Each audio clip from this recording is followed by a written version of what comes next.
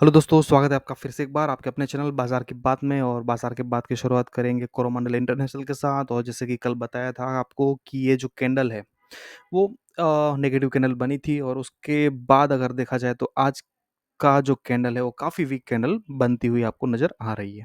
ठीक है, तो कैंडलस्टिक को बेसिक समझ लो तो भी आपको पता चल जाता है कि क्या हो सकता है। 100% आप श्योर कभी भी नहीं हो सकते मार्केट में। ठीक है, तो ये हो गई कोरोमंडल पर। हाँ, अपना एसएल अभी भी सलामत है, कोई दिक्कत नहीं है यहाँ पे। इंटरग्लोब एविएशन अभी भी सेफ जोन में चल रहा है, मतलब आपका स्टॉप लॉस काफ़ी दूर है, तो कोई दिक्कत नहीं, आपका ट्रेड चल रहा है। आईसीआईसीआई बैंक आपका स्टॉप लॉस काफ़ी दूर है और आपका ट्रेड अच्छे से चला जा रहा है। नारायण हृदयालय आज वापस आपको एक नया जीवनदान मिल गया और आपका स्टॉप लॉस सलामत हो गया और आपका स्टॉप लॉस नहीं हिट हुआ और आपका ट्रेड सेफ हो गया। एसआरएफ कोई ट्रेड मिलता ही नहीं है, जब मिला था एक एसएल खाया हुआ, उसके बाद कोई ट्रेड नहीं मिला और अब भी मेरे को लगता है कि इसको भी वॉच लिस्ट से निकाल देना चाहिए।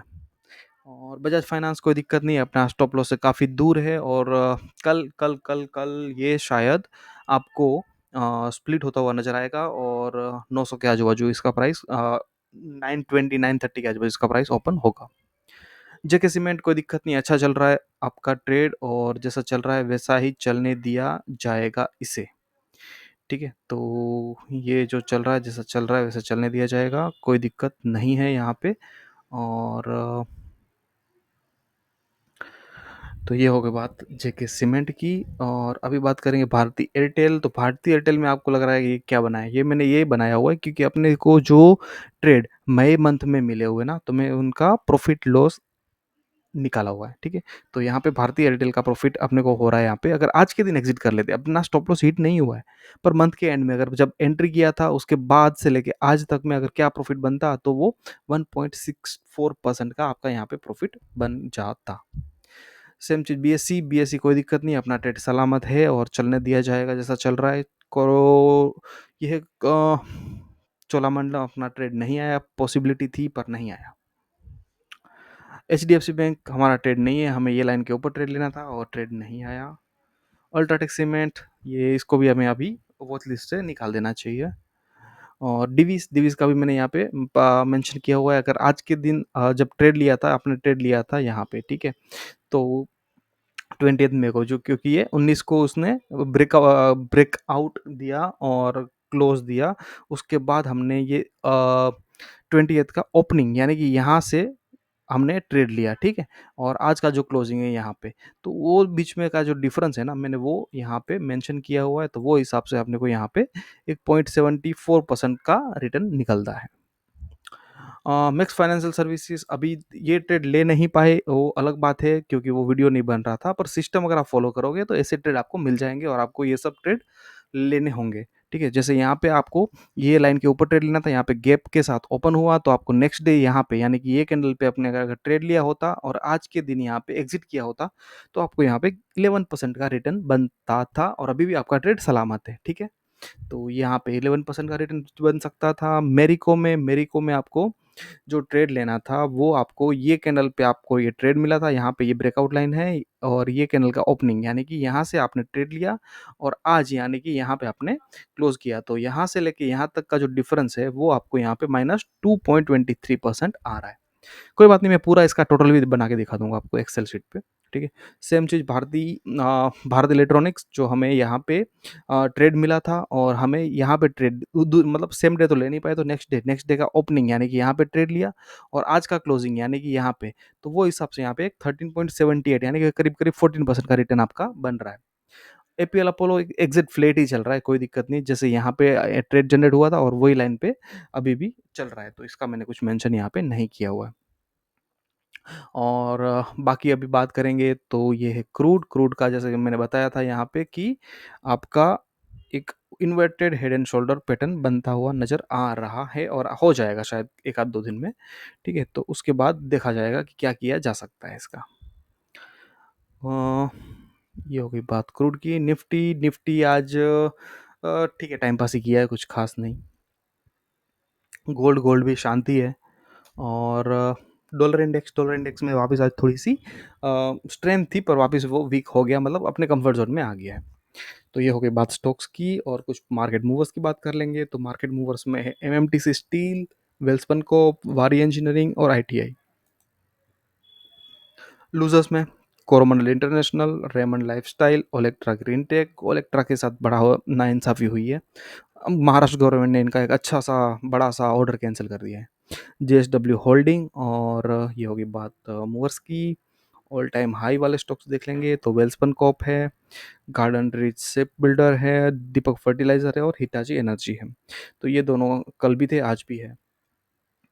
ठीक है, अभी बात कर लेंगे आपका टोटल प्रॉफिट लॉस क्या बनता है। ठीक है, तो जैसे कि आपको एसआरएफ में यहाँ पे लॉस हुआ था 5.71 का, सोलार इंडस्ट्री में आपको 2.96 का लॉस हुआ था, एयरटेल का अभी एसएल हिट नहीं हुआ पर आज के दौर में इसको 1.64% का आपका प्रॉफिट हो रहा है।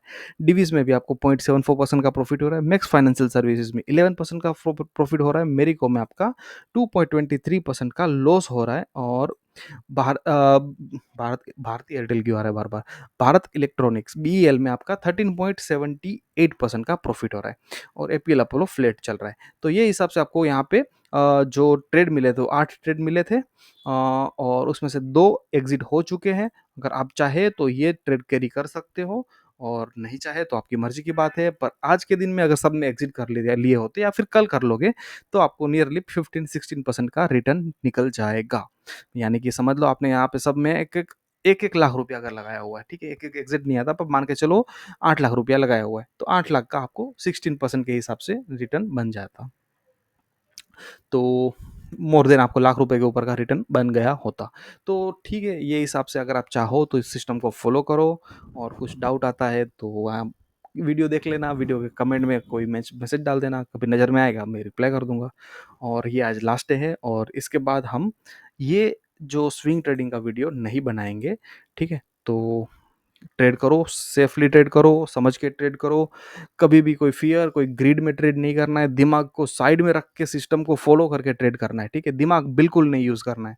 सिस्टम को लगा दिया, सिस्टम के हिसाब से ट्रेड करो, दिमाग यूज़ मत करना। दिमाग यूज़ करोगे ट्रेड नहीं कर पाओगे। बाकी अगर आप सिस्टम को रिलीजियसली एकदम इजीली एकदम स्मूथली अगर ये सिस्टम को फॉलो किया ना, तो पैसा बनने से नहीं रुकेगा आपका कोई। पैसा बनने से आपका पैसा बनने से कोई नहीं रोक सकता है। तो स्लोली स्लोली फॉलो करो, हो जाएगा। और ऐसा लगे थोड़ा डर डर है, थोड़ा डाउट है, कोई नहीं, छोटा कैपिटल लगाओ, थोड़ी क्वांटिटी लगाओ, पर चालू करो, चालू करो। ठीक है, और ये सिस्टम चालू करो, बहुत सिंपल सिस्टम है, और इसके लिए कोई पूरा दिन आपको बैठने की ज़रूरत नहीं है। आराम से शाम को एक आधा घंटा देख लिया तभी भी काम बन जाएगा। मार्केट क्लोज होने के बाद भी देख लिया तभी भी बन जाएगा। मार्केट क्लोज होने के बाद क्या करना है आपको, ऑल टाइम हाई वाले स्टॉक्स देखने हैं।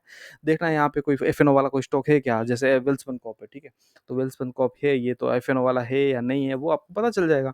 आप उसमें आपके जो ब्रोकर के टर्मिनल पे जाओगे, वहाँ पे लिखोगे तो उसमें ऑप्शन चेन या फ्यूचर का प्राइस आ जाएगा, तो समझ लो वो एफएनओ का स्टॉक है। अगर नहीं आ रहा है तो जैसे यहाँ पे नहीं आ रहा है तो ये एफएनओ का स्टॉक नहीं है। तो एफएनओ का स्टॉक है, वहाँ पे आपको ट्रेड करने को आसानी होगी, क्योंकि आप वहाँ पे ऑप्शन के थ्रू भी ट्रेड कर सकते हो, और कोई ज़रूरत नहीं है आपको ऑप्शन के थ्रू ही ट्रेड करना है। आप यहाँ पे अगर ये स्टॉक है वेल्सपन कॉप, इसको आप कैश में ले लो, कैश में भी ले सकते हो। जैसे मैं चार्ट दिखा देता हूँ, वेल्सपन कॉप आपको लेना है तो क्या करना है, वेल्सपन कॉप आपका जो प्रीवियस हाई था ये, ठीक है, प्रीवियस हाई इसका था ये वाला, और एक ऐसा चाहे तो इसको अपन एक बार देख भी सकते हैं कि ये प्रीवियस हाई था या नहीं था। ठीक है, तो इसको अगर मैं यहाँ पे 2 ईयर्स का चार्ट लगा देता हूँ, ठीक है, तो पता चल जाएगा आपको कि यही था जो है वो प्रीवियस हाई था। तो ये प्रीवियस हाई के ऊपर उसने ऑल टाइम हाई ऑलरेडी आज बनाया हुआ है। तो आपको क्या करना है, अभी ये लाइन के ऊपर नए, ये लाइन के ऊपर यानी कि आज का जो हाई है ना, उसके ऊपर उसके हल्का सा भी क्लोज दे दिया ना, तो उस दिन आपको ट्रेड लेना है। आज नहीं लेना है, कल नहीं लेना है। ठीक है, कल आपको देखना है कि ये 900 के ऊपर ओपन हो रहा है क्या, और 325 के आजू-बाजू वहाँ पे क्लोज़ हो रहा है क्या? तो आपको वहाँ पे ट्रेड लेना है। या फिर अगर आज क्लोज़िंग इस ये लाइन के ऊपर अच्छे सा क्लेज़िंग क्लोज़िंग दे दिया होता ना, तो आप चाहे तो आज भी ट्रेड ले सकते हो। मतलब कल ओपनिंग के टाइम पे भी ट्रेड ले सकते थे। और ये ट्रेड लेने के बाद आपको जो स्टॉप लॉस रखना है वो आपको नहीं, ये जो बड़ी वाली कैंडल, जो ब्रेकआउट कैंडल है उसका लो यानी कि 820 का आप लो लगा देना। तो ये हिसाब से आप चाहे तो ट्रेड ले सकते हो कैश में भी। तो कोई दिक्कत नहीं, सिंपल सी स्ट्रैटेजी है, बेसिक स्ट्रैटेजी है। अ ठीक है, थोड़ी-सी क्या बोलते हैं इसको, बोरिंग स्ट्रैटेजी है, क्योंकि इसमें आपको वो रोज़ नया हर घंटे, हर 2 घंटे रोज़ नए-नए ट्रेड नहीं मिलेंगे। तो ट्रेड कम मिलेंगे पर ट्रेड अच्छे मिलेंगे। ठीक है, क्योंकि आप नए ऑल टाइम हाई यहाँ पे ब्रेकआउट पे जब ट्रेड ले रहे हो ना, तो मतलब कि सीधी बात है कि आपके स्टॉक में कोई मोमेंटम है। मोमेंटम यानी कि वो तेज़ी में चल रहा है, इसीलिए आप वो स्टॉक में ट्रेड ले रहे हो। ठीक है? तो आज और अंत में एक डिस्क्लेमर कि यहाँ पे मैंने जो कोई स्टॉक के बारे में बात किया वो सिर्फ़ और सिर्फ़ एजुकेशनल पर्पज़ के लिए है। तो आपका कोई भी ट्रेडिंग या इन्वेस्टमेंट डिसीज़न हो वो सिर्फ़ और सिर्फ़ अपने जो फाइनेंशियल एडवाइज़र्स या एडवाइज़र है उनसे कंसल्ट करने के बाद ही करें तो अच्छा रहेगा, क्योंकि वो आपका रिस्क एपेटाइट काफ़ी अच्छे से समझते हैं, तो आपको अच्छे से वो गाइड कर सकते हैं। तो आज यहीं तक रखते हैं। Thank you. बाय-बाय।